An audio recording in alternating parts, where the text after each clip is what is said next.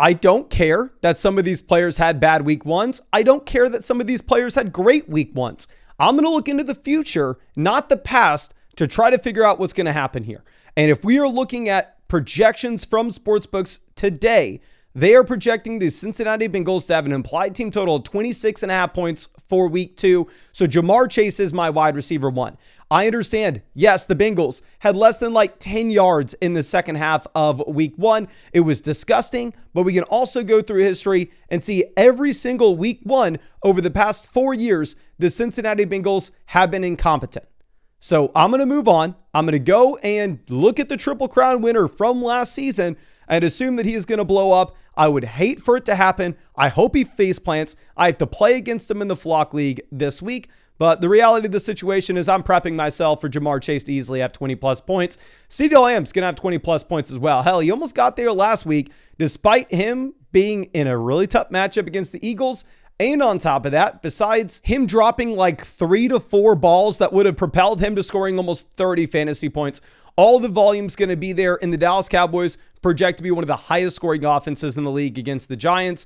Puka Nacua is going to flip Justin Jefferson.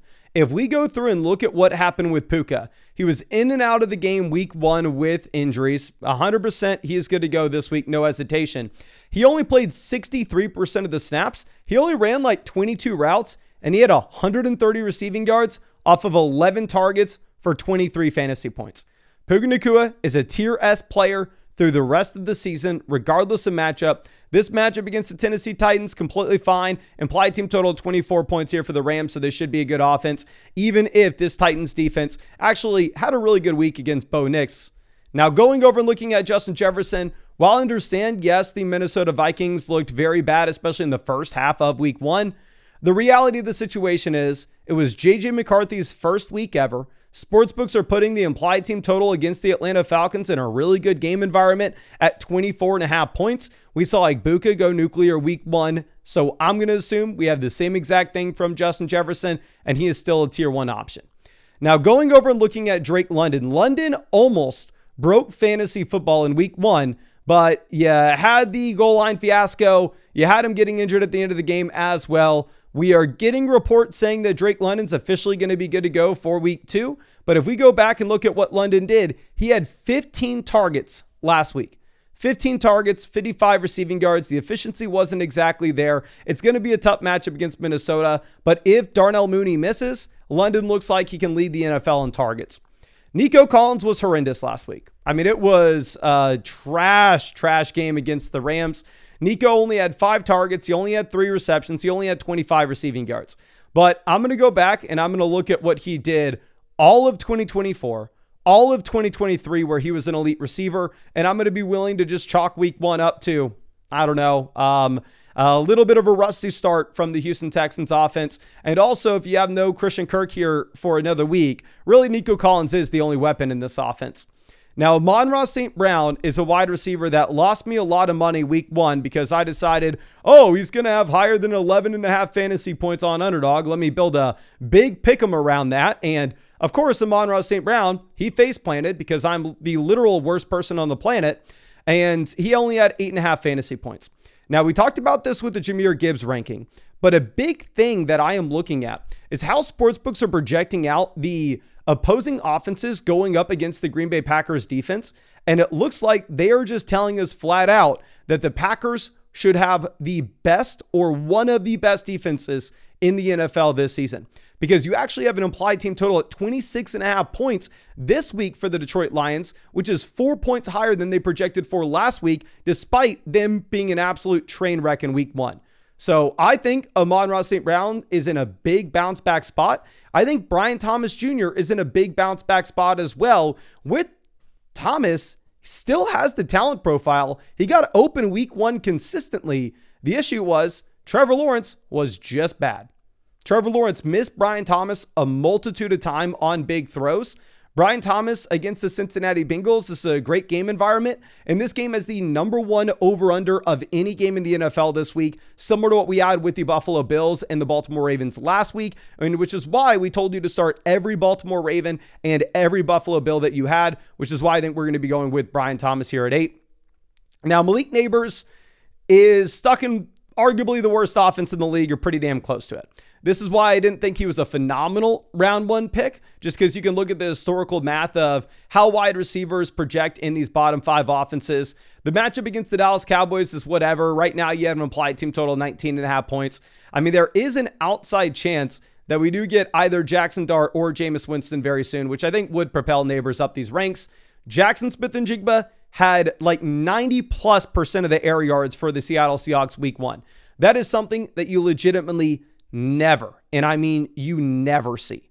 Going into this next week, you are playing against the Pittsburgh Steelers, which I understand the Steelers just let up a massive game against the New York Jets, but I don't think the Steelers have a very bad defense by any means. I mean, you actually have an implied team total here of about 18.5 points for the Seattle Seahawks. So sportsbooks are telling us that they're going to be one of the worst offenses in the league this week. And you can actually see this with underdog pick'ems as well, where they have Jackson Smith-Njigba higher, lower 11.35 fantasy points in a half PPR format. Now, I've learned my lesson.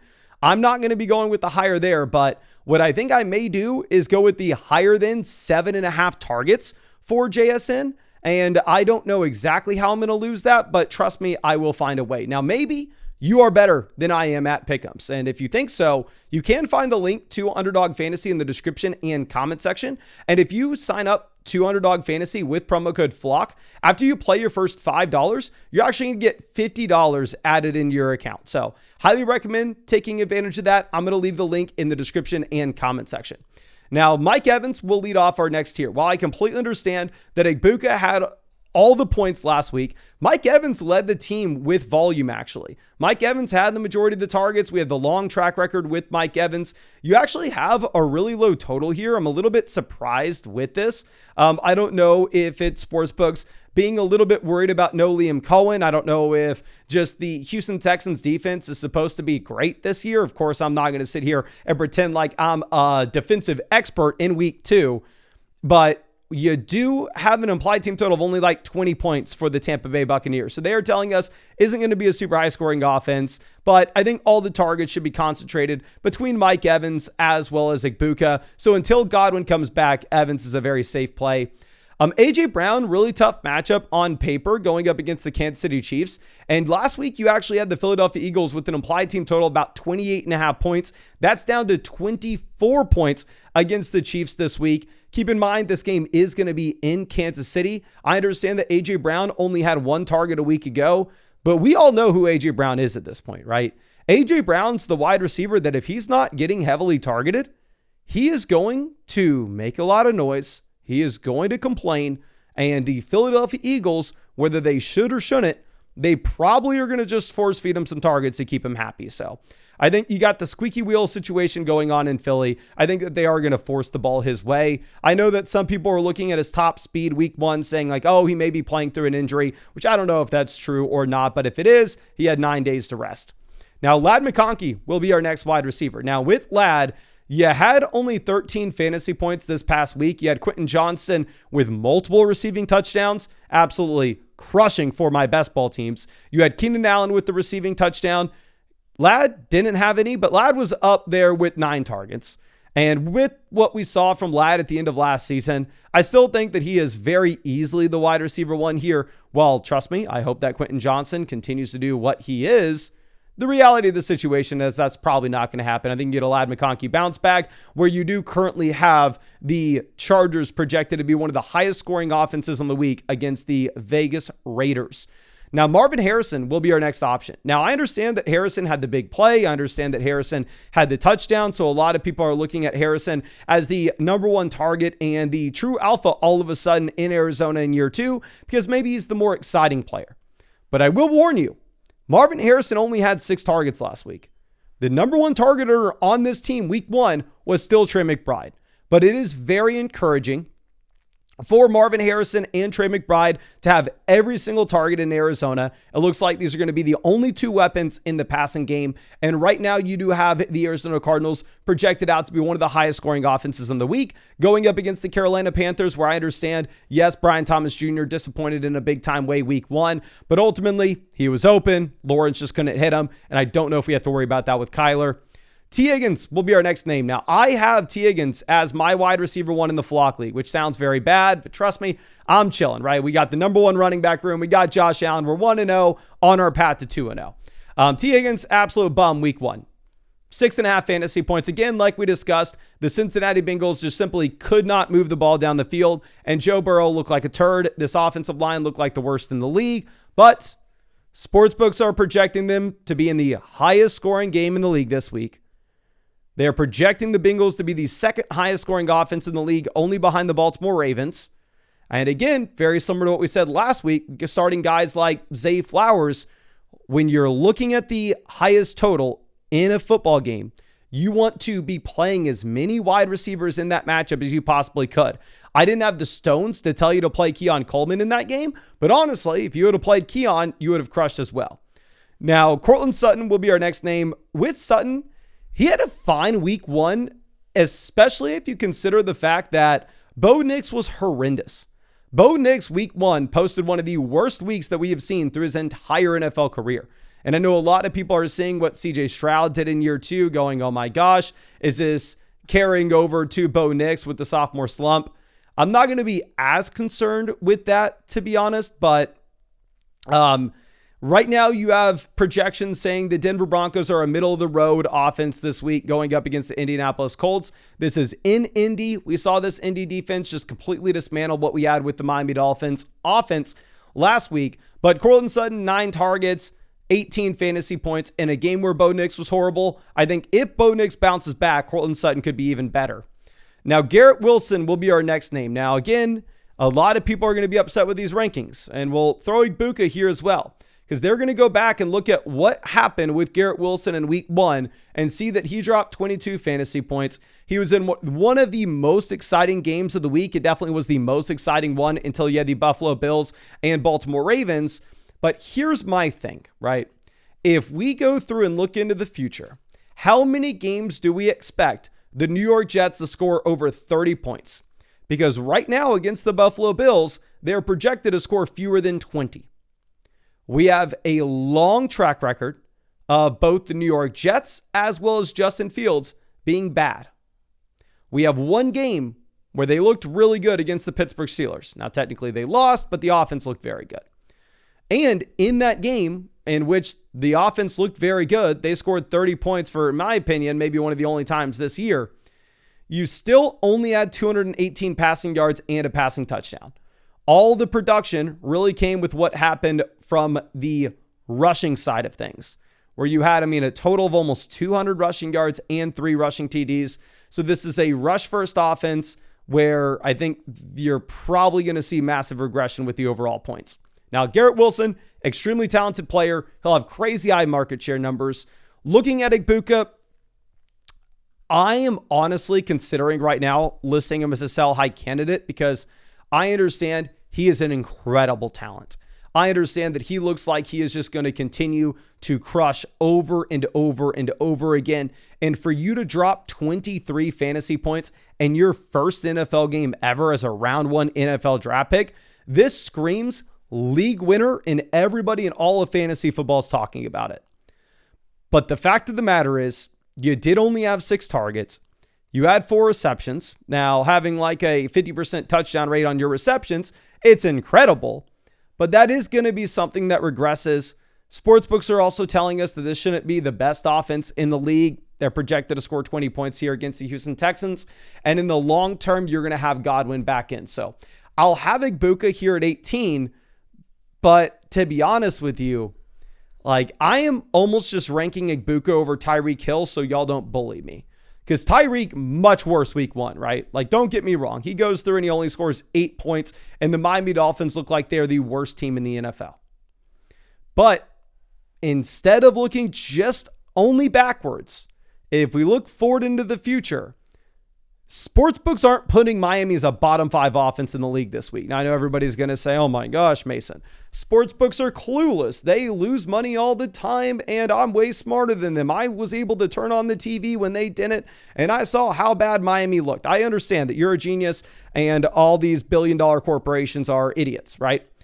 I'm going to actually cut the sarcasm. They have access to TVs as well. They saw exactly how bad that Tua looked, and they're still projecting them to bounce back. Geno Smith had like almost 400 passing yards against this New England Patriots defense last week. It's a really good matchup for Tyreek. Whenever I put out my official rankings at the end of the week, Tyreek's probably going to be higher than this, to be honest with you. I just don't want to put him any higher than this right now because I know y'all are going to be bullying me in the comment section, and my fragile self-ego cannot handle it. Devontae Adams had 8 targets last week. The efficiency wasn't there. I mean, he had 4 receptions, 51 receiving yards. And keep in mind, you played 90% of the snaps for Devontae Adams in comparison to like 60% with Puka when Puka was in and out of the game. If we assume that Puka's fully healthy, I think that this target volume for Devontae Adams may slide back slightly. And again, I do want to be a little concerned with the 32-year-old wide receiver that's on his 3rd team in the past 2 seasons. With Tet McMillan, you have an implied team total of 19 points, projecting out the Carolina Panthers to be one of the worst offenses in the league this week. But very similar to what we have with Garrett Wilson, it may not matter, and you may still need to start Tet because the market share numbers are going to be insane. Tet isn't to the level of Jackson Smith and Jigba yet, but we can go back to his collegiate profile, and we can see that he was accounting for 50% of his passing offense every single week. And we almost had that same thing from him in his first NFL game ever. So I want to be very excited. I want to be ahead of the curve on him. I'm not going to go out there and I'm not going to tell you that he's 100% going to crush like I did a week ago when it was a really good matchup against the Jacksonville Jaguars. This one's going to be a little bit tougher against Arizona. The projections don't like him as much, but still the target volume is going to be safe. Now, last week, we were so excited to start Zay Flowers. We are looking at Flowers in what projected to be an absolute shootout, the highest scoring game of the week. We were saying Flowers is a must-start option. I'm sure everybody else is saying this as well, just because looked at the over-under of the game. This week against the Cleveland Browns, the spread's almost 2 touchdowns. I ranked Derrick Henry as my number 1 running back overall this week. 1, because I love Derrick Henry, always have, always will. You're my true king, Derrick, and I can't wait to hang out with you this summer. But if we're looking at the flip side of that, I don't know exactly how good the passing volume is going to be. I think the Ravens will probably just run the ball. I think that's going to be their plan A. And we go back and look at what we had last season for Zay Flowers. He effectively was a wide receiver 3 in points per game, and Lamar Jackson threw 41 passing touchdowns. Now, Ricky Pearsall may be ranked too low here. A lot of things going on in San Francisco, and it is very, very difficult to figure out where we should be putting him. Because 1, right now, they're reporting that Brock Purdy, he's not playing this game. I mean, they haven't told us that officially, but they're telling us that Brock Purdy may be out for multiple weeks. So if you have no Purdy, you would assume the offense is going to be much worse. If you have no Kittle, you'd assume the offense is going to be much worse. Jawan Jennings is also injured as well. But they're actually putting an implied team total here on this Niners offense of like 23.5. Like right now with no Kittle, with potentially no Jennings and probably no Purdy, they're telling us that the Niners are going to outscore the Panthers. They're going to outscore the Tampa Bay Buccaneers, the Jets, the Broncos. They're going to be outscoring the Seahawks, the Giants, the Jaguars, the Texans, the Falcons. And that's just all the players that we have ranked ahead of Ricky Pearsall. And so Pearsall is going to get all the target volume, and this offense isn't going to be the worst thing in the world. I could be too low on him, but I am obviously concerned if Mac Jones is your quarterback. Now, Terry McLaurin was horrible week 1. And at the same time, they're coming through and saying, yeah, we're going to get Deebo Samuel even more involved. Now, I don't know how much of this is just due to Terry missing training camp, and very similar to what we saw with Brandon Ayuk last year, where Ayuk started extremely slow. Could be the same thing here, but if that is the same thing and we're just coming up with excuses for Terry McLaurin, how do we know that's not going to be the same exact scenario in week 2? And it's a very tough matchup playing in Green Bay, where the Packers are pretty heavily favored. Now, DJ Moore will be our next wide receiver. So what we saw all of week 1 was DJ Moore getting open, Caleb Williams not being able to hit him. And when DJ Moore was able to hit him, it was with a hospital ball. So Not super encouraging. This is a game in which the Detroit Lions are favored pretty heavily. You'd assume that you get a decent amount of Caleb dropbacks, but Luther Burden is legitimately nothing. Loveland is nothing at this point.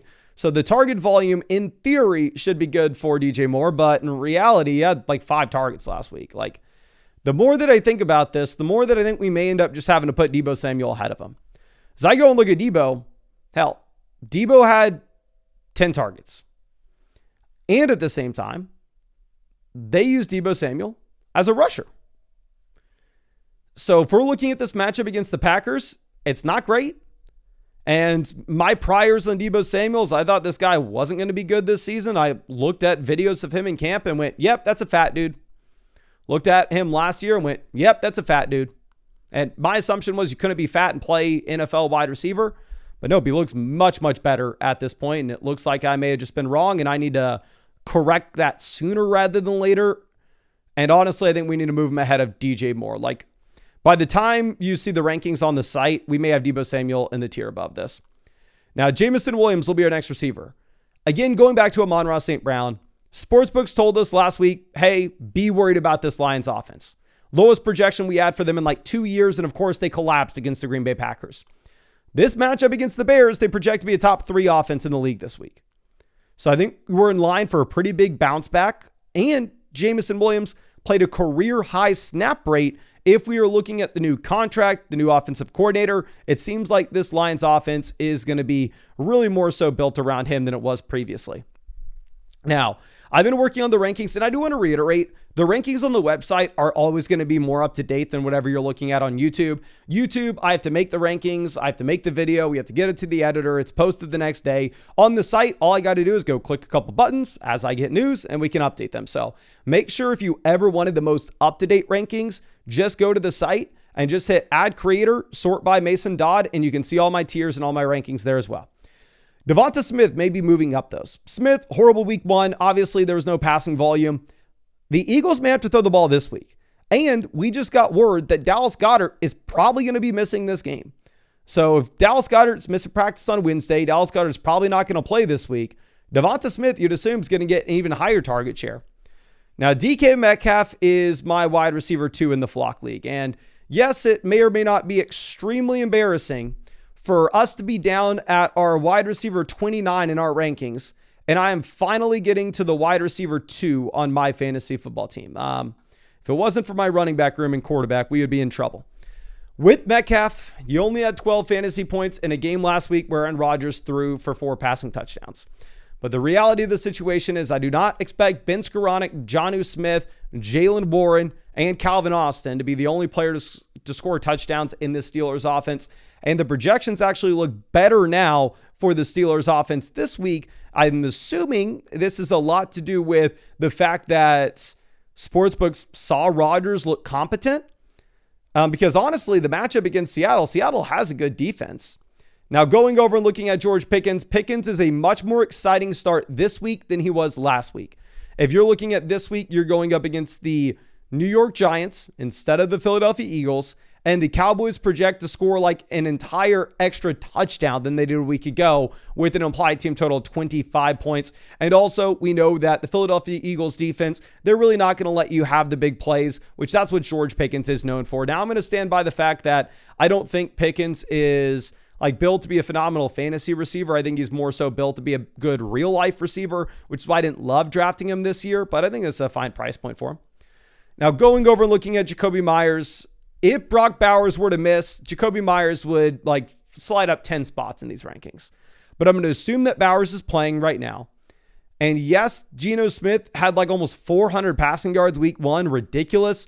I was having to go up against Jacoby Myers. But you had no Christian Gonzalez for the New England Patriots last week, which is why we had to move Jacoby Myers up our rankings dramatically on the site on Saturday before the games.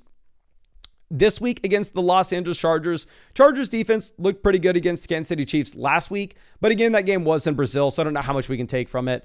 And with Jacoby Myers, very similar to Deebo Samuel, I may just have to eat it here and acknowledge, I was way too low on this guy. Be quick to move him up your rankings, because it looks like all the noise that we had with the addition of Jack Bech, Deonta Thornton, Amari Cooper, and with the trade request from Jacoby Myers, looks like it was all irrelevant in the offseason. Now, Calvin Ridley with our next option. Yes, Calvin Ridley dropped a bunch of balls. I get it. We knew that we did not want to start him last week because it was a really tough matchup against the Denver Broncos, where the Titans projected to be the worst offense in the league. Now, if we're going into the second week of Cam Ward's NFL career, we do have better projections for this Titans offense and a better matchup against the Los Angeles Rams. If Calvin Ridley doesn't drop the ball like he did a week ago, I think that you are in a little bit of a spot where we can get a bounce back, and I'd be much quicker to consider him now than I would have been last week. Now, looking at Travis Hunter, he's the biggest question mark that we have on any player in the rankings. Travis Hunter, if you actually watched the Jacksonville Jaguars game, which I didn't watch the entire game, I was watching Red Zone, but it looked like they pivoted over to the Jags game every single time Travis Hunter got targeted. It looked like they were doing anything they could to get him just short touches, give him a screen, give him a quick slant, but he wasn't really operating deep down the field. We just got a report today before we recorded this that it seems like they're going to be trying to use Travis Hunter more on the defensive side of the ball this week, which that's going to be something that we need to monitor as the week goes on, because Travis Hunter could either rise a tier or could fall a tier based off this team's game plan with him. Now, Keon Coleman will be our next wide receiver. Keon Coleman, a week ago, drops 25 fantasy points. And y'all know we use the player comparison tool on flockfantasy.com all offseason to demonstrate how people were disrespecting Keon Coleman by putting Keon Coleman next to Rome Odunze as rookies and going, you know what? Keon was the better rookie. Why the hell is he getting drafted 4 rounds after Rome? Especially because you looked at the situations. Keon Coleman's situation didn't get any worse in the offseason. Seemed like freaking brought in Joshua Palmer. Who the hell cares about Joshua Palmer? So with Keon, for him to have that type of performance week 1, I am super excited. Now, of course, what did it take? It took the Buffalo Bills to score 40 points. While the Bills have an elite offense, I don't think they're going to have to score 40 points against the New York Jets this week. Chris Olave will be our next guy. We know who Olave is, right? He's a wide receiver that's going to get a lot of target volume. He had 13 a week ago. I had to play against Chris Olave, but he has no touchdown upside because the offense that he's in, and the efficiency is going to be very bad because the offense that he's in. Like, he had 4.15 yards per target. Now, Hollywood Brown saw 16 targets last week.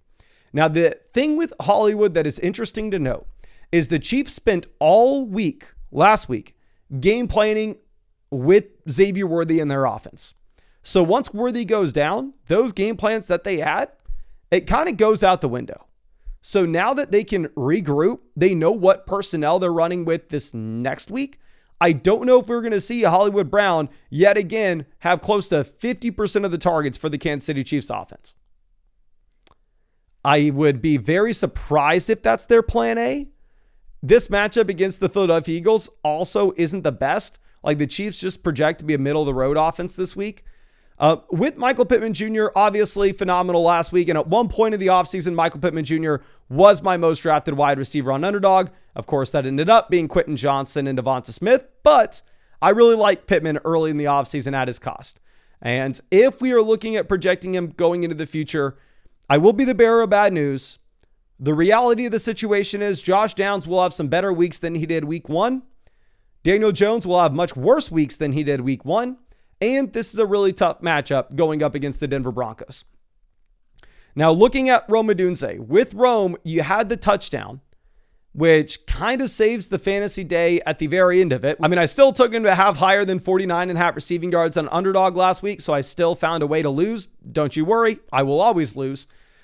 This is a spot against the Detroit Lions where the Bears project to be a middle-of-the-road offense. I know a lot of people are clowning on Kayla, but fact of the matter is it's a completely new offense, a lot of new pieces. I think it may just take a little time to mesh. Looking at Jalen Waddle, I want to say is unusable. 7 fantasy points in week 1 this past week. We go to 2024 and we look at the last, say, 8 weeks that he had. You had 9 points, 20 points, 11 points, 28 points, 5, 8, 7, 8, 2. A lot of single point performances from Jalen Waddle. The Miami Dolphins look like the worst offense in the NFL week 1.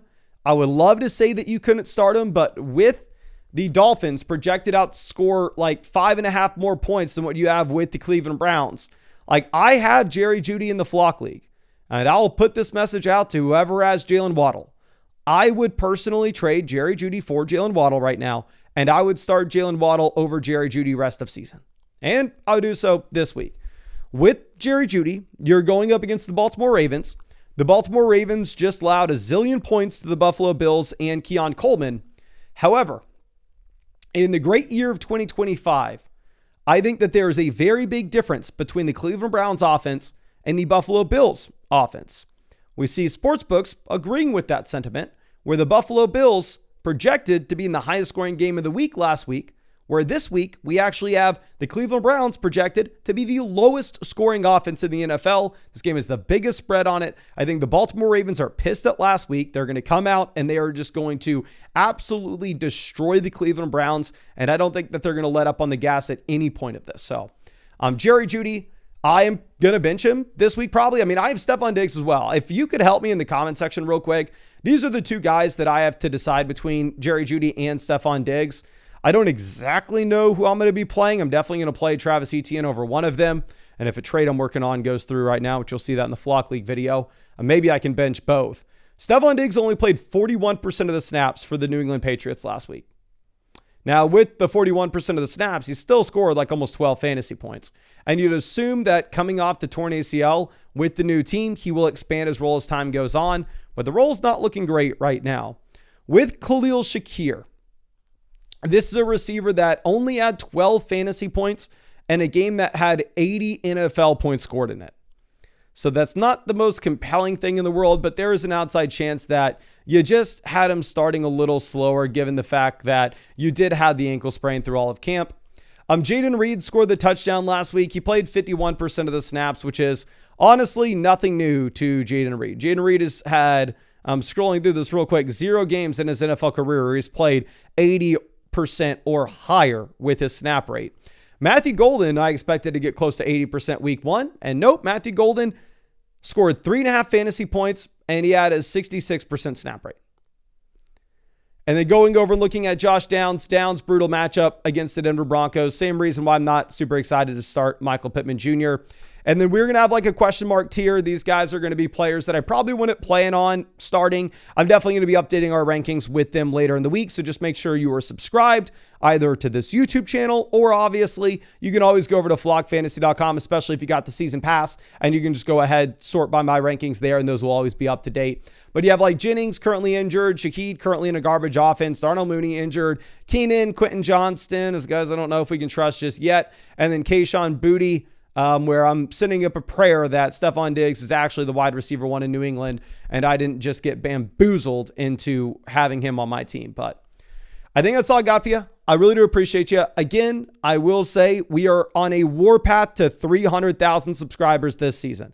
I never thought that it could be possible, so I never wanted to say it out loud and embarrass myself when it didn't happen. But if you could go down there, hit the like button, subscribe to the channel, I would really appreciate it. I'm going to be live streaming every single night until Christmas, answering as many fantasy football questions as I can. So subscribe and hit the bell next to the subscribe button if you want to know when we are live so you can come in and get your questions answered. But I really appreciate you, and I really hope I get to see you out in that live stream later tonight.